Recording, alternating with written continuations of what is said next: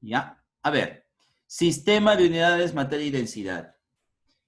Aquí un preámbulo, ¿no? Una introducción al tema dice, ante la cantidad de sistemas de unidades y las diversas formas equivalentes, se homogeniza, quiere decir, se hace algo formal, ¿no? Algo que en todo el mundo se pueda generalizar o se pueda decir que siempre es así, las unidades del sistema de medida, para que tus cálculos sean prácticos y sencillos y no haya ningún inconveniente.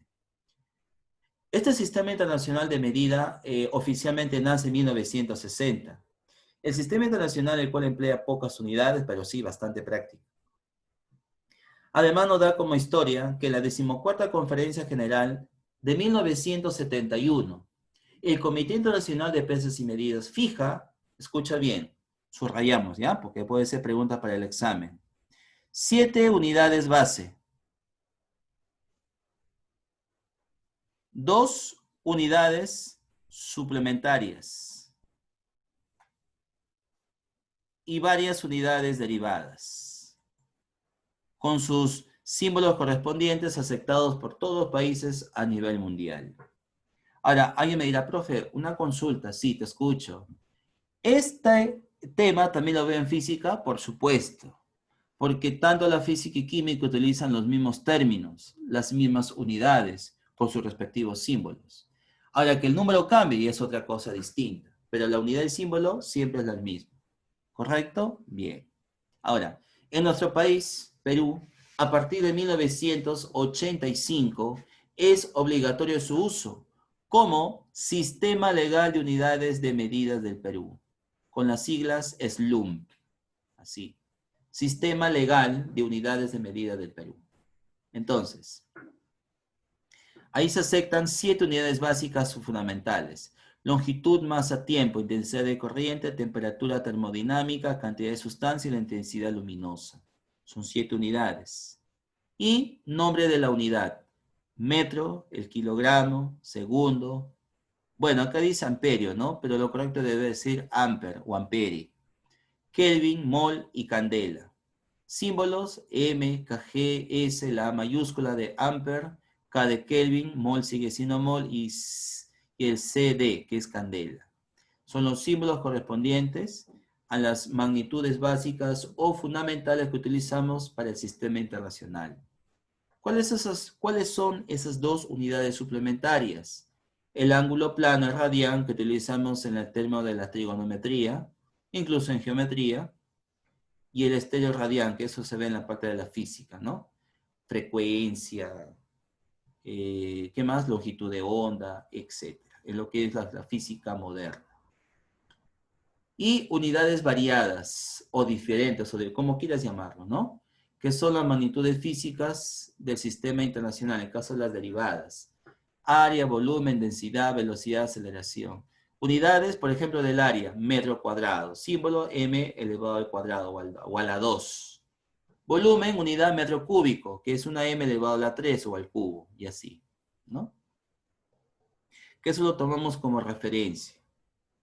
Otro caso, la fuerza, Newton, N mayúscula. Presión, unidad Pascal, símbolo del PA, con A minúscula. Pascal. Y así, sucesivamente, ¿no? Tenemos ahí los términos derivados. Y con ello, ¿qué implica? Implica la denominada notación científica. Atención, chicos. Existen numerosos contextos, o sea, términos, donde aparecen números muy grandes o muy pequeños. Eso es cierto, siempre vas a ver 0,5, por ejemplo, o 10 a la 15, o 10 a la 18. Ah, tremenda cantidad, ¿no? Entonces, ¿qué se hace en este capítulo? Simplificar, factorizar y llevarlos a términos más pequeños que simplifiquen tremendas cantidades, ¿no? Pequeñas o grandes, como dice el término. En este caso, se trabaja con la notación científica y en ella se hace el estudio de los múltiplos de 10. Por ejemplo, acá dice, el diámetro del Sol es 1.392 millones de metros, distancia o en longitud.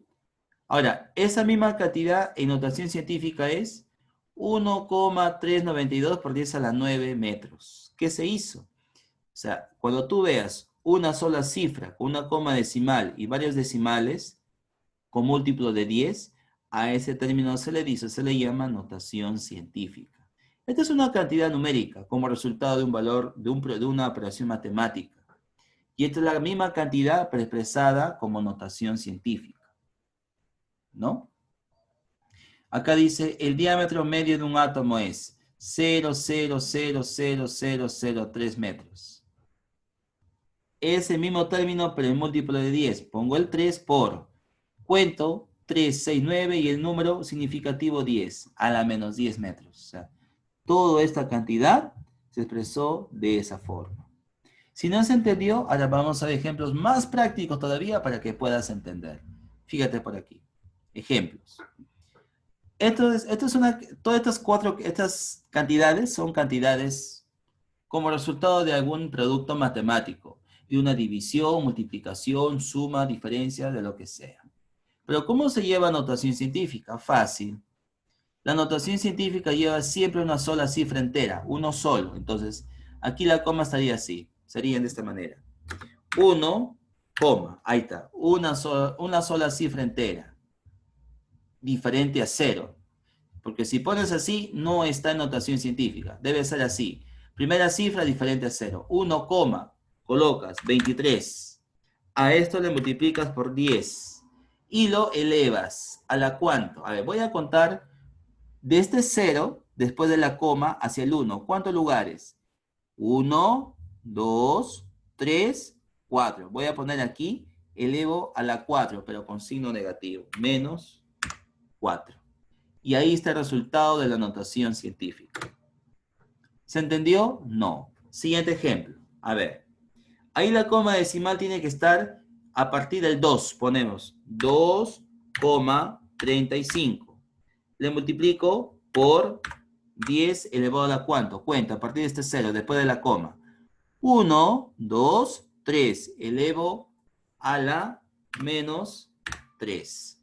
Y así obtengo el resultado de este término. A ver, chicos, con los dos ejemplos aplicativos, ¿cuánto sería este tercer ejemplo? A ver, vamos. Te escucho. 3,42. 3,42 por 10 a la menos. Se bloqueó, creo. ¿Qué más? 10 a la menos 10 a la menos 8. A A la ver. menos 8. 1, 2, 3, 4, 5, 6, 7, 8. Muy bien, a la menos 8. Listo. Y ya tienes a este número inicial en notación científica. Perfecto. Aquí tampoco se tiene ya. Yo lo voy a hacer. Ahí la coma decimal debe estar entre el 1 y el 2. Debe ser 1,233 por 10. ¿Cuántos lugares se fue hacia la izquierda? Porque todo fue a la derecha. Aquí se va a la izquierda, se hace a toda la izquierda. Cuento. A partir de este 3. 1, 2, 3. Ah, elevo a la 3. Listo. No se entendió ya. Siguiente caso. Fíjate. Aquí la coma decimal debe estar entre el 5 y el 6. Debe ser 5,61 por 10. Y cuento de derecha a izquierda. ¿Cuántos lugares? 1, 2. Ah, entonces elevo a la 2. Listo. Chicos, ustedes, a ver, tercer ejemplo. ¿Cuánto sería esa operación? ¿Dónde debe estar la coma decimal? ¿Entre qué números? Entre el 2 y el 0. 2 Muy y el bien. 0. Luego sigue 366 por 10 a la cuenta. A la 4. A la 4. 4. 1, 2, 3, 4. Correcto. Listo, ¿ves? Y cualquier número puedes llevar tu anotación científica. Te explico. ¿Por qué el exponente aquí salió negativo? Fácil. Cuando la primera cifra es igual a 0, así como está, el exponente siempre saldrá negativo. Mira, ve, aquí es 0, exponente negativo. Aquí es 0, exponente negativo. Cuando la primera cifra es diferente a 0, exponente positivo. Mira, ve, 5 diferente a 0, exponente positivo. 2 diferente a 0, exponente positivo. Ah, muy bien. Y siempre se hace eso, siempre. Ya tienes expresado cualquier cantidad en notación científica. ¿Se entendió, chicos? ¿Se ha entendido? Sí, teacher. Perfecto, muy bien. Prefijo del sistema internacional. Eso es lo que tienes que aprender de memoria. Esto es memoria. El término iota, iota, la I, ¿no? La I de yate, me dicen, 10 a la 24. Una llamada, a ver. ¿De qué distrito viene? A ver. Buenos días, pero disculpe la tardanza. A ver, no se preocupe. A ver. El término Z, las Zetas, la Z de zorro, dice. 10 a la 21. Ve. El 1 con 21, 21 ceros. 3, 6, 9, 12, 15, 18, 3, 21. Hexa, 10 a la 18. Peta, 10 a la 15. Tera, 10 a la 12. Giga o giga, 10 a la 9. Mega, 10 a la sexta. Kilo, 10 al cubo. Hecto, 10 al cuadrado. Deca, 10 a la 1. Y 10 a la 0, nada que ver. 1 simplemente. De aquí hacia arriba son múltiplos. Con exponentes positivos son múltiplos. De aquí hacia abajo, desde 10 a la menos 1 hacia abajo, son los submúltiplos. Deci, 10 a la menos 1. Centi, 10 a la menos 2. Mili, 10 a la menos 3. Micro, 10 a la menos 6. Nano, 10 a la menos 9. Pico, 10 a la menos 12. Femto, 10 a la menos 15. Ato, 10 a la menos 18. Secto, 10 a la menos 21. Yocto, 10 a la menos 24. Todos esos términos son prefijos del sistema internacional. Sirven para simplificar todas estas cantidades, las expresas con esos múltiplos, ya sean con exponentes positivos o con exponentes negativos. Continuamos. Los factores de conversión. Es la expresión de una cantidad con sus respectivas unidades, que es usada para convertirla en su equivalente en otras unidades de medida establecidas en dicho factor. En cualquier equivalencia de unidades de medida se pueden obtener dos factores de conversión, o sea, lo que te piden y lo que vas a factorizar. El siguiente procedimiento es usado para la conversión de unidades. Cada una de las unidades que aparece en la cantidad física y que se desea convertir deberá definirse en términos de esa misma unidad, o sea, la equivalencia. Para cada operación, tómese un factor de conversión que cancele todas las unidades excepto las deseadas. Si no se entendió, vamos a los ejemplos. Ejemplos del uso de factores de conversión. Pasar, convertir, transformar. 1200 metros a kilómetros. ¿No? Debo saber que un kilómetro equivale a 10 al cubo, o sea, 1000 metros. Multiplicamos la cantidad inicial por el factor, fracción equivalente. O sea, este es el factor 1200, lo debo pasar a kilómetros.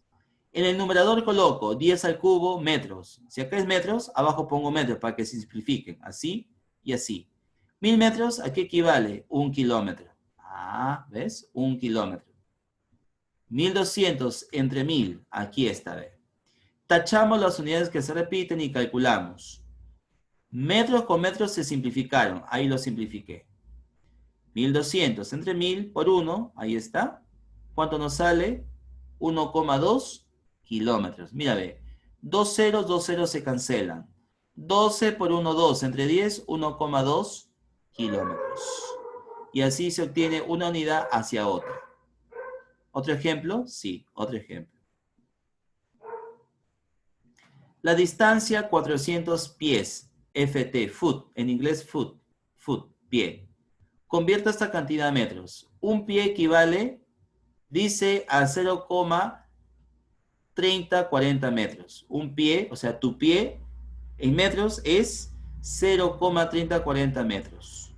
400 pies, ¿cuántos metros habrá? Esto se llama regla de tres simple. Multiplicas 400 por 0,3040 entre 1. Ahí está. Se van los pies y multiplicas esta cantidad por 400, te sale 121,92 metros. Solución. Otro ejemplo. Convertir 70 kilómetros por hora a metros por segundo. 70 kilómetros por hora. 1 kilómetro, 1000 metros. 1 hora, 3600 segundos. Me queda metros por segundo. 2 ceros se simplifican. Me queda 700 entre 36. ¿Nos sale? Sería en este caso, acá multiplicado así. 70.000 sobre 3.600. Lo acabo de hacer de otra forma. Pero igual llegamos a esta cantidad. 19,44 metros por segundo, ¿no? Entonces ya tenemos otro ejemplo de factores de conversión. El otro capítulo, y hemos terminado el sistema internacional, ahora viene a ser la materia. Es todo aquello que está en constante movimiento y transformación mediante fenómenos físicos y químicos, y es independiente de nuestra existencia. Ahora, la materia se va a clasificar de dos formas: materia condensada y materia disipada, o también la llaman dispersa. La materia condensada lo tenemos como mezcla y sustancia, y la dispersada o disipada es la energía. En mezcla tenemos dos casos, homogénea y heterogénea, en sustancia simple y compuesta, y en disipada la energía. Los distintos casos de energía, cinética, potencial gravitatoria, elástica, calorífica, eólica, eléctrica, todos esos campos lo ves en el campo de la física. En el campo de la química lo que nos interesa es la mezcla, homogénea y heterogénea. Las homogéneas no se pueden hacer diferencia entre sus componentes. En la heterogénea sí se observa divisiones y separación de manera concreta o fácil en sus componentes. En mezclas homogéneas tenemos ahí el agua con leche, una torta, el aire, agua con sal, agua con azúcar, una aleación, etc. La heterogénea, ahí también tenemos el agua con aceite, el agua con arena, una ensalada de frutas, una mantequilla, un flan, una mayonesa que se llaman coloides, al final siguen siendo heterogéneas, ¿no? Entonces, todos esos dos casos lo vemos como mezcla en cuanto a lo que es materia condensada. Y en materia como sustancia, tenemos las simples, que representan el carbono, oxígeno, hierro, plomo, sodio, los símbolos químicos o elementos químicos. Y las compuestas, su nombre dice compuestas, de dos elementos diferentes, fórmula del agua, del dióxido de carbono, del cloruro de sodio, etc. De esas formas distintas se pueden observar a lo que llamamos materia. En conclusión, la materia se presenta de dos formas, condensada y disipada. Es aquella susceptible a los sentidos, se puede observar, claro. En la naturaleza, la mayor parte se presenta en tres estados, sólido, líquido y gaseoso. Se puede medir y pesar, tiene propiedades generales o intensivas y propiedades particulares o extensivas. Las propiedades intensivas dependen de la cantidad de masa y las extensivas, ¿no? Las extensivas dependen de la masa, las intensivas no dependen de la masa. Entonces, en propiedades que dependen de la masa, ¿cuáles son? La divisibilidad, la inercia, impenetrabilidad, porosidad, extensión, ¿no? Y en las que no dependen de la masa, son la maleabilidad, elasticidad, ductibilidad, dureza, ¿no? Elasticidad, ¿no? Y otros puntos más, la densidad, temperatura de ebullición, etc. Esos son los ejemplos, primeros casos. Propiedades extensivas dependen de la masa. Intensivas no dependen de la masa. Y la disipada es la ecuación propuesta por el científico Albert Einstein, ¿no? Donde m es masa y c velocidad de la luz elevada al cuadrado. Que también la energía, ¿cómo se puede conceptuar? Como una forma de materia.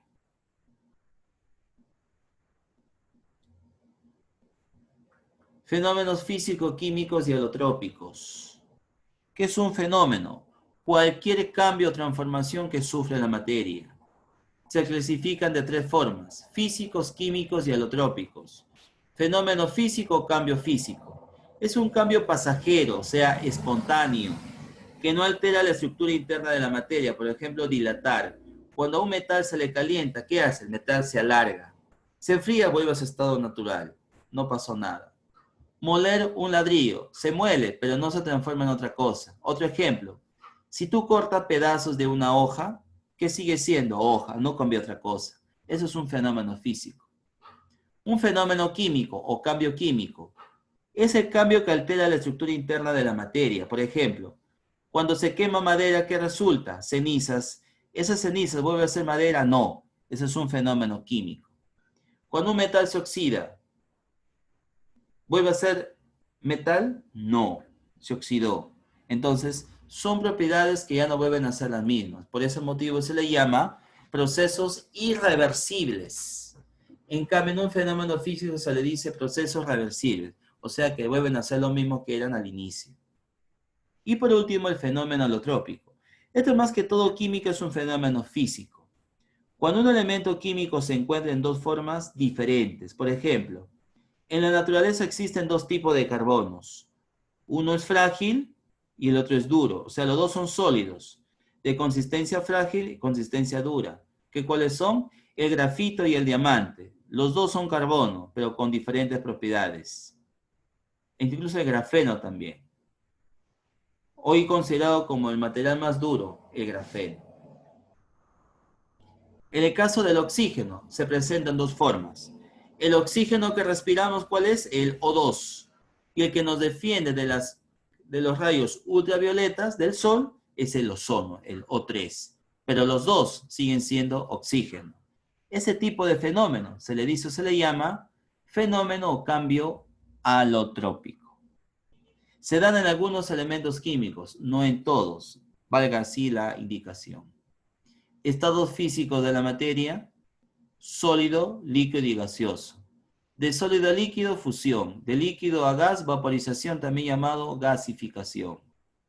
De gas a líquido, condensación, también llamado licuación. Y de líquido a sólido, llamado solidificación. Y de estado sólido a estado gaseoso se le dice sublimación directa. Y de gas a sólido se le llama sublimación inversa, más conocido como una deposición. ¿Sí? Y el cuarto estado de la materia. ¿Qué estado físico falta aquí, chicos? ¿Qué estado físico falta? Chicos, ¿qué estado físico falta?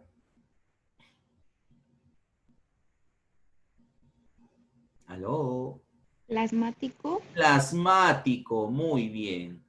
Te presento, plasma. Se denomina plasma al cuarto estado de agregación de la materia. Se dice que el plasma es una energía pura, sí. Un estado fluido, similar al estado gaseoso, pero en el que se determina proporción de sus partículas están cargadas eléctricamente. O sea, que hay electrones y cationes, que están en equilibrio electromagnético, ¿no? Y que están en constante energía, tienen una alta energía. Se dice que para que este estado se lleve a cabo se necesita una temperatura de 10.000 grados Celsius para que se inicie el estado plasmático. Ejemplos, ahí están los ejemplos donde existe plasma. El núcleo del Sol, por ejemplo, está en constante, ¿no? Liberación de plasma. Las estrellas, las auroras boreales. Cuando explota un volcán, cuando erupciona, esa lava es ese estado plasmático. Un fluorescente encendido que tienes en casa es plasma. La pantalla de tu televisor de plasma encendido. En nuestro planeta se encuentra a 200 kilómetros de profundidad formando el cinturón de Van Allen. Contiene plasma de hidrógeno. En el plasmatrón, máquina que permite obtener chorros potentes de plasma denso que permite soldar, perforar y cortar metales. En todos ellos está el estado plasmático. Entonces, ahí tenemos los 4 estados de la materia: sólido, líquido y plasma. Bien, chicos, vamos a continuar en la siguiente hora, finalmente, para hacer algunos problemas y evaluar ciertos términos que ya nos van